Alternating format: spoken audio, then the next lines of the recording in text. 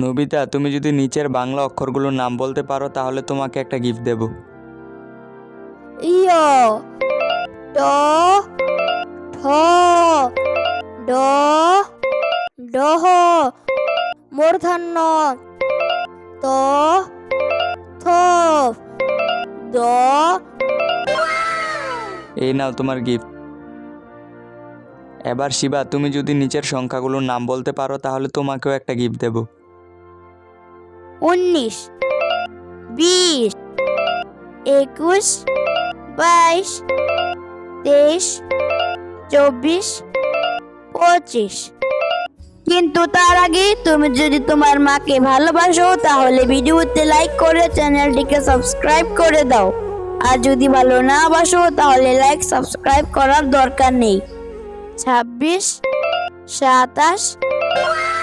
এই নাও তোমার গিফট।